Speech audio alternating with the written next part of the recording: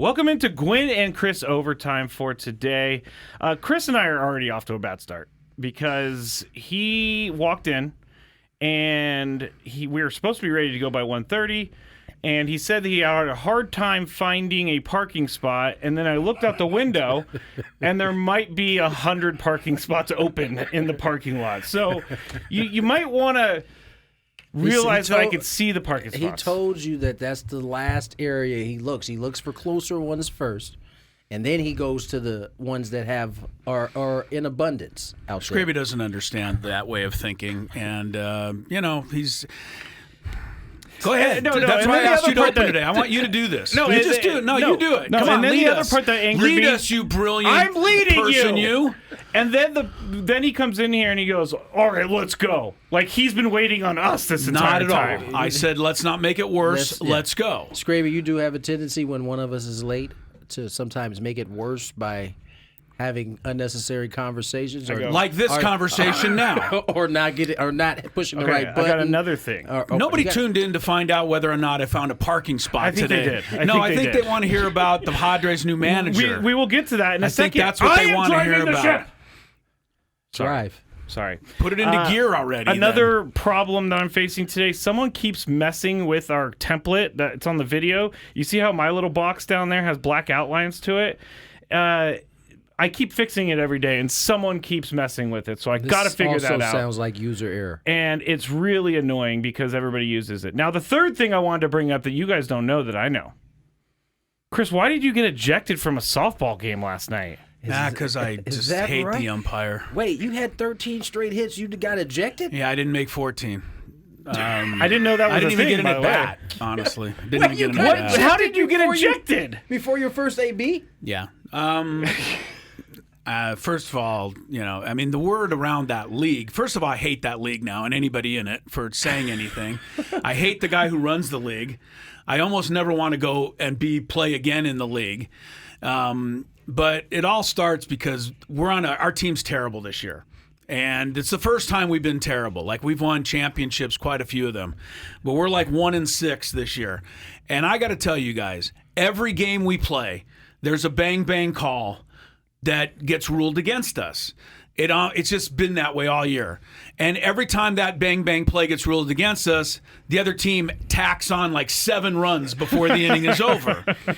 So that's exactly what happened in the bottom of the first inning last night. We got an out at second base. If the guy wasn't forced out, which he was, he then came off the bag because he didn't slide, and the guy was on, there to tag him. And he still called him safe and said, well, it was, close enough. Whatever. They went and scored 6 runs in the inning. I was leading off the next inning. So the home plate umpire is the umpire. I started calmly, Tony. I did. I started with, what did you see there on that play at second base? He wanted to have a long conversation. That's what I started with. He goes, well, I had him safe. And I said, well, what the hell about after the guy pulled his foot off the bag and he tagged him? Yeah, that didn't really matter. And I go, well, it kind of mattered because it cost us 6 effing runs. Did you have plans on getting ejected with this? And then I was ejected. That was it. And where I was ejected, the guy who runs the league, who's been doing this for a long time, and schmooze always thinks it's cool to hang out, right? Because he kind of knows who I am. So he thinks it's really cool to, chum up to me. So I'm kind of thinking maybe he'll come to my defense, this stupid umpire. So I said, I can't believe he just kicked me out of the game. I told him he cost us 6 effing runs. And the guy goes, well, you're out then. Get out of here. So he followed up, and he did what he's probably supposed to do. He's got to stick up for his umpire. But he didn't want to even hear anything about what may or may not have happened. So he just said, get out of here, and you're making it worse if you stay here. So he was threatening me. Man. I went and got my glove. I walked out. Before I walked out, I told the guy who runs the league, I said, hey, next week, don't be ever coming chumming up to me again. I don't want to play that game with you ever again. Don't give me that, oh, how you doing, Chris? Nice to how was the show? I don't want to hear it. So that's how it ended. There you go. I don't know what happened in the rest of the game. I'll say that. Or anything like this. I shouldn't. Look, I'm mad at myself as much as I'm mad at that, but that's what happened.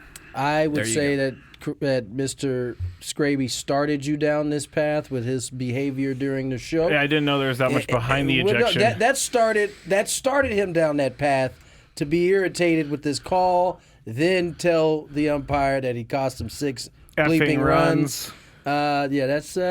I found out through the Brains of Prentice chat. Someone posted in the chat. Oh, yeah. Nobody ever leaves anything out. Anyway. I mean, I can't do anything anymore. I mean, it's unbelievable. You're a famous person. Yeah, well, F all the people who want to get close to me then. Because I don't have time for any of you people. There are a lot of people. It's not just you today. It's a lot of people not doing anything or can't do anything the way they used to. Is it like it's not the 13th? There's some weird stuff going on today. But anyway, Craig Stammen is the new manager of the San Diego Padres, and we talked about that on the show a bunch. But Chris had some. He did a deep dive on former pitchers. One of the reasons why managers. I was late looking for a parking spot. Just thought I'd throw that in there. Okay, fair enough. Fair enough. I was actually at home. I was doing a deep dive, and what I was thinking of was Craig Stammen, major league pitcher. Yeah. Starter, but mostly relief pitcher, right? Mostly I mean, relief. he made his career as a relief pitcher. And I started to think to myself, how many pitchers have ever really become good managers? So I wanted to find out. I wanted to do a deep dive. I thought of Bud Black. I thought of some of the other guys. But to be honest, not a lot of names came popping to mind. There aren't. And I'm thinking, wait a minute now, pitchers, this is kind of a new territory. So I went all the way back. This is me, probably only me. I went all the way back to the beginning of divisional play. 1969, All right. The year the Padres came into being. There's been 56 champions since then, and there's been 39 different managers who have won those. How many of them have been pitchers? Hardly any, guys. Uh-oh. It's not a negative. It's just, I think it's interesting. I don't know that it's positive or negative because what does it really mean? But I do. Here's are the pitchers. First of all, you have two guys that were starters. One you guys don't remember, Bob Lemon. He was a great pitcher for the Indians in the mid-50s, probably the best pitcher on this list. And he took over at midseason and led the 78 Yankees to a championship. The other starter, John Farrell of the Red Sox in 2013. And he really stands out because that's about it for starting pitchers. The only two relievers, one guy is Dallas Green. He was a manager for the Phillies in 1980. He was just a kind of a middle of the inning guy in the mid 60s with the Mets, and so not much. Ironically, the other reliever who's won a World Series, the only other one, Tommy Lasorda. Oh, I didn't even know he was honestly didn't know he was a pitcher. Not for long. In fact, Lasorda never won a game in the major leagues. He was 0-4 over 3 seasons. But that's the end of the list. So, and to just as a way of comparison, there's 4 pitchers that have won a World Series. There's 5 guys who never played baseball that won a World Series in that time. Those 5 are Brian Snitker, Joe Madden, and then back to Jack McKeon, Trader Jack, Jim Leland, and your old friend Earl Weaver way back in the 70s. You bleeped me, Earl. You bleeped me. So anyway, what does this mean? I don't know. But I did look at it, and I've thought, and we've talked about this, Tony, catchers seem to be the position, the go-to position. And they have 13 championships there. And then middle infielders and then outfielders are the other ones that have won the most. So does this mean anything? Maybe not. But I just thought it was kind of fun to do a dive and check it out. Craig Stammen is trying to do something that not too many former pitchers have done. Yeah, I think, there's so many different ways you can approach this, right? I mean, how many pitchers have been given managerial jobs overall, right? Because then you can start to parse, how successful they've been versus we know there's been a ton of former catchers hired. I mean, most of the guys who come into... Seems like everyone has to be a catcher. Right, a former catcher, right. Joe Torre started as a catcher and played most of his career as a catcher. Wasn't Vogt? There's 2 right there. Yeah. Vogt didn't win, but Ned Yost did. Okay. And so did A.J. Hinch and Joe Girardi and Bob Brenly and Mike Scioscia. A lot of catchers. So as a guy who hasn't been around baseball as long as you guys, the first thing I thought when I heard Craig Stammen was being hired was like, he knows how to manage a bullpen. He knows what it takes to keep people fresh. He knows the ins and outs of a bullpen, but like, does he know all of the other stuff? Did he spend enough time around all of the other stuff? I don't know that is the bullpen is the most important part Yes. of it all. And when you start breaking into championships, as Chris has, all of those guys were masters of the bullpen, weren't they? but they got there Yeah. through bad experiences usually. We just use Dave Roberts as a good example. Yeah. Prior to the last 2 years, there was a lot of conversation with how he used his bullpen. And he got better at it from taking L's. Trial and error. Yeah, exactly. Mostly error. And so you look at a guy like Dan Wilson to this past year, right? He got that organization as far as they ever have gotten. But when it got time to it, what did he get ridiculed about most? Didn't use his bullpen right. Didn't use his bullpen right. Oh, Yeah. it was Bizzardo shouldn't have been in there. Right. They should have gone to the young man that was Munoz. It was right? a bit of a bizarre choice, old Bizzardo. I say all that name, to say, Bizzardo. really, any of the Padres,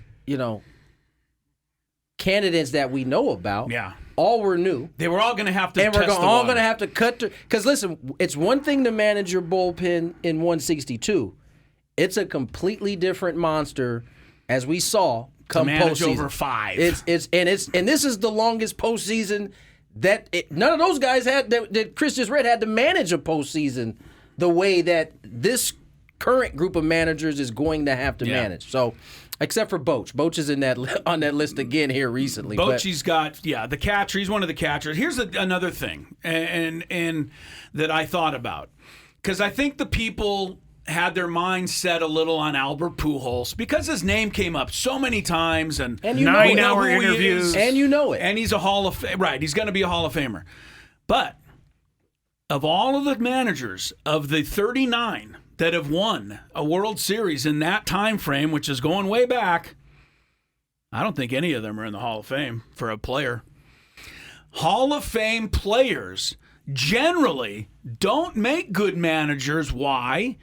Because they have so much more ability and talent and are used to playing on a different level than most of the people they're coaching or managing. And that is a hard. And it has never worked. So if you're upset that Stammen's new, well, Pujols was new, well, pitchers, at least they've won a few World Series as managers.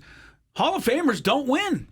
I'm trying to think of any major leaguers. Paul Molitor did a good job. He did with the Twins, but not many. I played for one definite Hall of Famer and one that could You get put in. Sandberg, yeah. Brian Sandberg, and one that could get in on this new committee, and Don Mattingly. Right. And both struggled in their first year with just relating, the speed.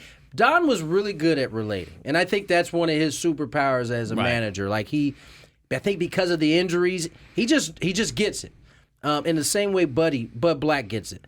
But a lot of times it's hard to bridge the gap from being a great player to being able to understand with non-great players having to go through. Right, what they have to work on a day-to-day because you never had to do that. It's just different. It's like worrying about, like Craig Stammen at some point in his career was worrying about a roster spot all the time, and he understands what it's like to worry about a roster spot. Wasn't a high pick, had to kind of get it out the mud, if you will. Craig Stammen had to learn the game in order to succeed.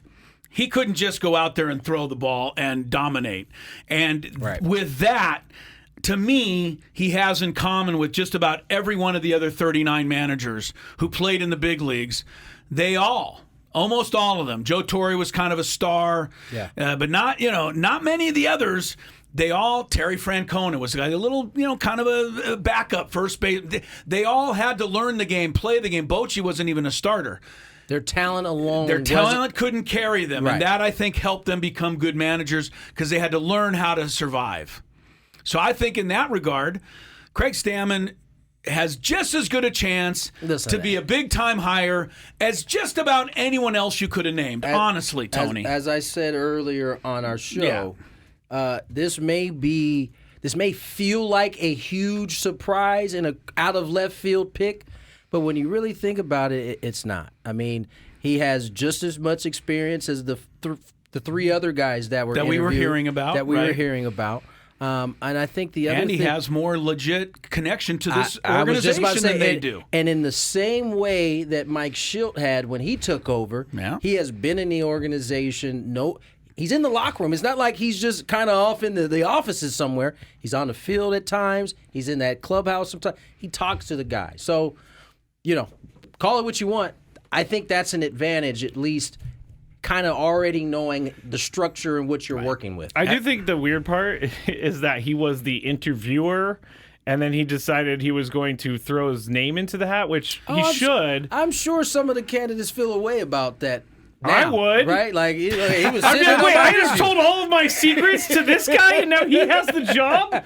Like, I wonder what he said in his interview. Do you take my stuff? I'm playing a person who interviewed for the job. Yes, I know you are. Very well done. We kind of figured it out. You know what's funny? I hate you guys. You know what's funny? The person who's interviewing for the job has a similar voice to me. He does. Similar to the one that you say I have. Noticed that. Yeah. I noticed that. Hey, everybody. It's, why does this guy get the job when I told him all my secrets? The guy has absolutely no other go-to. He has no other go-to. He's got only one alt card voice. to play. Yeah, for sure. That's it. All I know is that Craig Stammen had a rubber arm. So All I know is that Craig Stammen, as we talked about earlier, he's a hell of a good guy. And to me, that stands for something in this day and age. Because the players all play, the analytics all decide what you do. It's your relationships that are going to make the difference 100%. Nowadays. And I think Stammen's going to relate fine to everybody. Remember, Stammen took that ball against the Cardinals when Padres had no pitching left in their 2020 the Stammen series. game. Yeah. And after that, I think he put 23 was his last year on the field, and then he hung it up. So, listen, it's a hire that at least I know the dudes in that locker room are comfortable with. And listen, how it goes, I think we'll all sit back and see. Final thoughts on this. We didn't talk about this part on the air, but if you're a fan who is angry by this, what is your one thing of advice for the fan? Like, fans are angry because they think this is a bad hire. The ones that do think, or are you telling me you're trying to tell me everyone. everybody? No. To the fans that think this is a terrible hire, what do you tell them? Okay, what I would tell them is to go ahead, Tony. I would just tell them, give it a chance. Yeah, exactly. Because it honestly, as we just finished explaining, is no different than the Albert Pujols, the Nick Hudley, or the Ruben Niebla, right? All three of the guys had no managerial experience at the big league level. Same goes for Stammen. So I know the Pujols might have made you feel more comfortable because you know his name. He's a Hall of Famer. Ruben probably made you feel comfortable because you know him, you've seen him. But they all are really starting from exactly the same spot. I would say the last two I mentioned in Stammen and Niebla probably would be starting ahead of where Pujols had to start, in considering he would have had to build some relationships with these guys. Plus, Pujols played with the Dodgers. Get him out of here. One Good last point. thing. Here's my it's not going to work. But here's my one bit of advice. Look inward to yourself and ask yourself why you don't like this hire. Right. Because stupid. Well, okay, that's why I said look inward. Look inward. Don't listen to blurt you. out the first thing. Don't listen to you. Mind. Look inward. Why do I not like the hire? Here's why you don't like it. Probably because you heard all the other names and you were excited for them. You didn't hear this name. He was the mystery guy.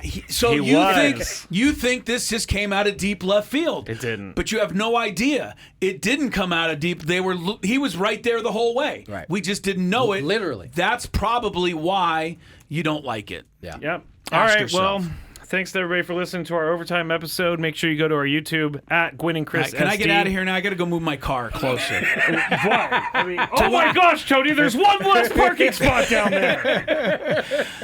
Go to our YouTube at Gwynn and Chris. Can I just say this? You can bleep it later. What an asshole! Oh, I'm not going to bleep that. Tony's showing the parking lot. See all those spots down there, people? All right, already. See all those spots? All right. You and umpires. What the F was that call?